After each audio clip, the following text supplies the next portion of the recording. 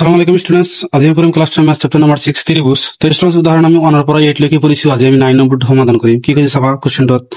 চিত্র 6.43 ত্রিভুজ A B সি এর এক্স ওয়াই রেখাডাল এ সি বাহুর সমান্তরাল আৰু ই ত্ৰিভুজটোৰ সমান কালিৰ দুটা অংশত বিভক্ত কৰিছে। তো কি ত্ৰিভুজ দুটা কি সমান কালি দুটা অংশত বিভক্ত কৰিছে, তেনেহলে আমাক কি ওলাব কৈছে এ x divide by A B অনুপাতটো উলিওৱা। তো আমাক ত্ৰিভুজ দিয়া আছে চিত্ৰ 6.43 এ বি সি ত্ৰিভুজৰ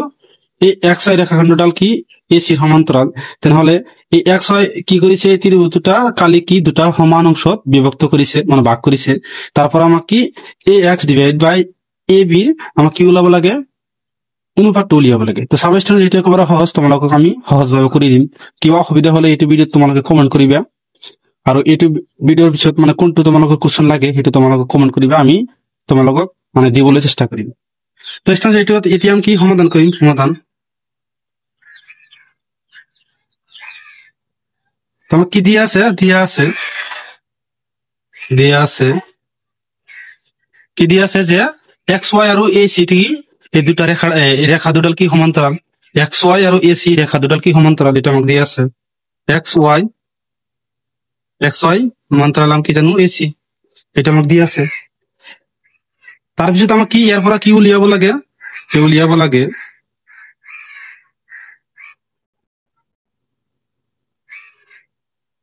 লাগে কি এ x divide by A B, এইটো অনুপাত উলিয়াব লাগে।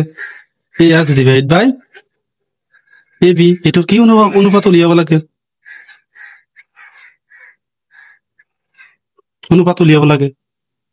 এই অনুপাতটো কি আমাক উলিয়াব লাগে। তেতিয়া আমি কি উলিয়াম যে লিখিম,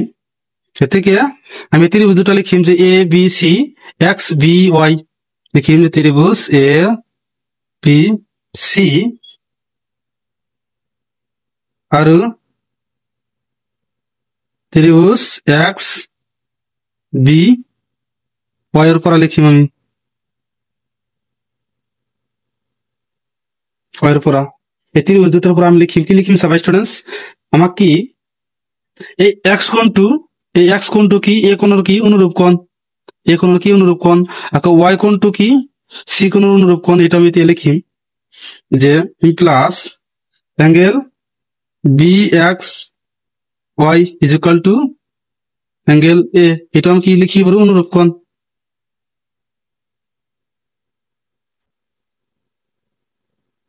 এটা আমি কি লিখিম অনুৰূপ কোণ। তাৰপিছত আমি কি লিখিম যে অ্যাঙ্গেল বি ওয়াই এক্স এই কোণটো কি বি ওয়াই এক্স এই কোণটো কি সি কোণ কি অনুরূপ কোণ, আমি লিখিম যে সি, এটা আমি কি লিখিম অনুরূপ কোণ। তেনেহলে আমি কি এই ত্রিভুজ দুটাক আমি কি কোন শর্ত মতে এ বি সি আৰু এক্স বি ওয়াই এই ত্ৰিভুজ দুটা আমি সদৃশ লিখি পাৰো। কি শর্ত মতে কোন শর্ত মতে যেটিকে ত্রিভুজ এ বি সি সদৃশ ত্রিভুজ এক্স বি ওয়াই সদৃশ কি লিখি পারি কোন শর্ত মতে এই ত্রিভুজ দুটা আমি সদৃশ লিখিব পাৰো। তাৰপিছত আমি কি জানো উপপাদ্য 6.6 পঢ়ি আহিছো যে দুটা সদৃশ ত্ৰিভুজৰ কালিৰ অনুপাত সিহঁতৰ অনুৰূপ বাহুৰ অনুপাতৰ কি বৰ্গৰ কি সমান জানো আমি সেইকাৰণে আমি এইটো এনেকৈ লিখি পাৰো যে এতেকে এ আৰ মানে আমি কি জানো কালি কাৰ কালি ত্ৰিভুজ এ বি সিৰ কালি, ইয়াৰ এইটো কালিৰ অনুপাত এইটো ত্ৰিভুজৰ কালিৰ অনুপাত আৰু এক্স বি ওয়াই এইটো ত্ৰিভুজৰ কালিৰ অনুপাত আমি কি এইটো ত্ৰিভুজৰ কালি আৰু এইটো ত্ৰিভুজৰ কালিৰ আমি অনুপাত লিখি পাৰো। ইজিকল আমি কি লিখিম চাবা স্টুডেন্টস, যেহেতু আমাক কি এই বাহুটোৰ অনুপাত উলিয়াব লাগে তেনেহলে আমি কি লিখিম যে এ বি ডিভাইড বাই এইটো বাহু আমি লিখিম, এইটো বাহুৰ অনুপাত লিখিম। এ বি বাহুৰ অনুৰূপ বাহু কি এক্স বি, তেনেহলে A B divide by x B লিখিম, এইটো আমি অনুপাত লিখিম। আমি সকলো বাহুৰ অনুপাত আমি কি বৰ্গৰ সমান জানো, তেনেহলে আমি কি লিখিম যে A B divide by x B, এইটো আমি কি লিখিম বর্গ লিখিম। এইটো আমি ক'ৰ পৰা পাইছো যে উপপাদ্য 6.6 এৰ পৰা পাইছো, এইটো আমি 6.6 এৰ পৰা এটা আমি পাইছো। এটা তোমালোকে কিমান 1 নম্বৰ সমীকৰণ দিবা তাৰপিছত আমি কি লিখিব পাৰো সবাই স্টুডেন্টস আমি কি লিখিম যে এ কালি ত্রিভুজ A B C is equal to আমি কি লিখিম সবাই স্টুডেন্টস এটা আমাক কি দি আছে ডাঙৰ ত্ৰিভুজটো কি এ বি সি এটো হল ডাঙৰ ত্ৰিভুজ আৰু সৰু ত্ৰিভুজটো হল কি এক্স বি ৱাই সৰু ত্ৰিভুজটোৰ কালি কি হ'ব ডাঙৰ ত্ৰিভুজটোৰ কালি কি সমান হ'ব কেতিয়া যেতিয়া সৰু ত্ৰিভুজটোৰ কালিৰ 2 গুণ কৰিলে ডাঙৰ ত্ৰিভুজটোৰ কালি কি সমান হ'ব তাহলে এই ত্ৰিভুজটোৰ কালি আমি 2 গুণ কৰি ইয়াৰ লগত সমান লিখিম মানে এনেকৈ লিখিম যে এই ত্ৰিভুজৰ কালি 2 ইনটু ত্ৰিভুজ কি এক্স এক্স বি ৱাই এইটো ত্ৰিভুজৰ কালি এক্স বি ৱাই কি কালি সমান হ'ব যেতিয়া কি কৰিম আমি এক্স বি ৱাই এইটো ত্ৰিভুজৰ কালিৰ 2 গুণ কৰিলে আমি ত্ৰিভুজ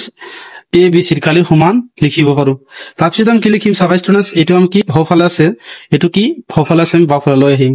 যে এ ত্রিভুজ এ বি সি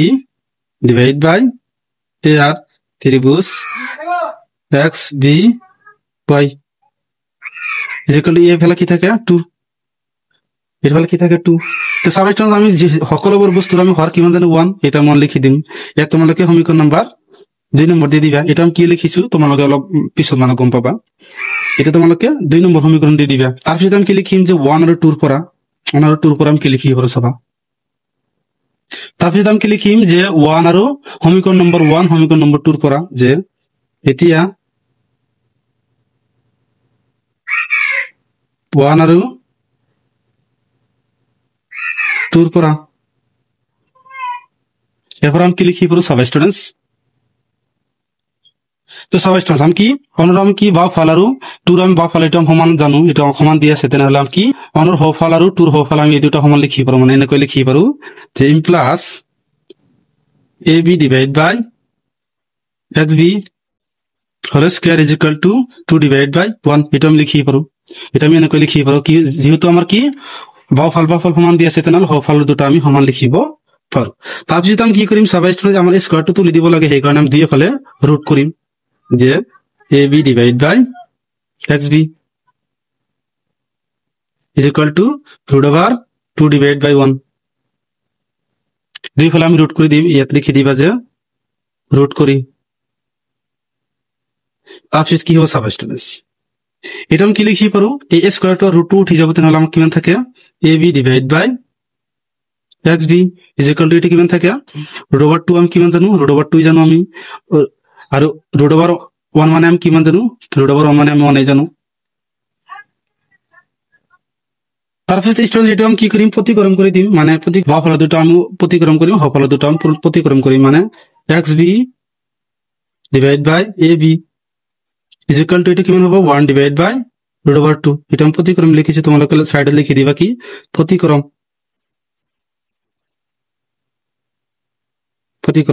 তো প্ৰতিকৰম কৰাৰ পিছত তোমালোকে কি কৰিবা এটো আমি 1 ৰ পৰা মাইনাস কৰি দিম এটো আমি 1 ৰ পৰা মাইনাস কৰিম এটো আকৌ 1 ৰ পৰা মাইনাস কৰিম মানে এনেকুৱা যে 1 minus xb divide by ab is equal to এটো আমি 1 ৰ পৰা মাইনাস কৰিম যে 1 minus 1 divide by root over 2 তোমালোকে ইয়াত লিখি দিবা যে 1 বিয়োগ কৰি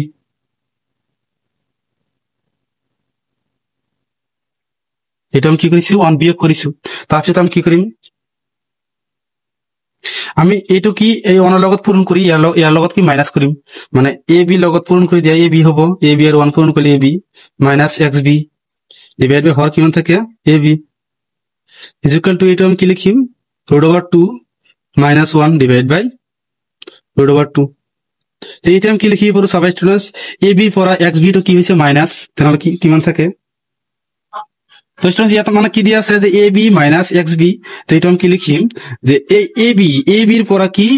xb তো কি হৈছে মাইনাস হৈছে পুৰা ab এৰ পৰা xb তো মাইনাস হয় তেনহলে কি থাকে ax থাকে আমার কিমান থাকে ax এটা আমি লিখিম যে মাইনাস হলে কি থাকে আমার ax divide by ab is equal to এটা কি আছে আমি হৰটো কি দিও অপৰিমেয় আছে হৰটো কি অপৰিমেয় আছে তেনহলে এটা পৰিমেয় বনাব লাগে সেই কাৰণে আমি 2 minus root over 2 minus root over 2 root over 2 minus 1 divide by root over 2 এতিয়া আমি কি কৰিম এই root over 2 ৰে লবক পূৰণ কৰিম আৰু হৰক পূৰণ কৰিম মানে ax divide by ab is equal to root over 2 minus 1 into root over 2 divide by root over 2 into root over 2 তোমালোকে লিখি দিবা যে লব আৰু হৰক ৰুট অভাৰ 2 ৰে পূৰণ ৰুট অভাৰ 2 ৰে কি কৰিছো পূৰণ কৰিছো তাৰপিছত আমি কি লিখি পাৰো ax ডিভাইড বাই এটো কি ax divide by ab is equal to root over 2 পূরণ করে দেয়া root over 2 পূরণ করলে কি হবে root over 2 into root over 2 minus root over 2 1 পূরণ করলে কি হবে root over 2 into 2 1 divide by root over 2 পূরণ করলে কি হবে 2 root over 2 পূরণ করলে কি হবে 2 এটা root over 2 পূরণ করলে 2 হয় এটা কি হবে root over 2 পূরণ করলে 2 minus root over 2 1 পূরণ করলে root over 2 আর 1 পূরণ করলে কি হবে root over 2 divide by 2 তাহলে ax divide by ab আমি কি মান পাইছো এটা পাইছো যে 2 মাইনাস root over 2 ডিভাইড বাই 2 এটা আমি পাইছো তাই এর অনুপাতটা এটাই আছে তাই আমরা লিখে দিম যে এ থেকে ax ab এর আমি লিখিম যে ax ab এর অনুপাত কি বন্ধু আমি 2 মাইনাস root over 2 ডিভাইড বাই 2 এটা আমার কি আছে উত্তর আছে স্টুডেন্টস থ্যাংক ইউ স্টুডেন্টস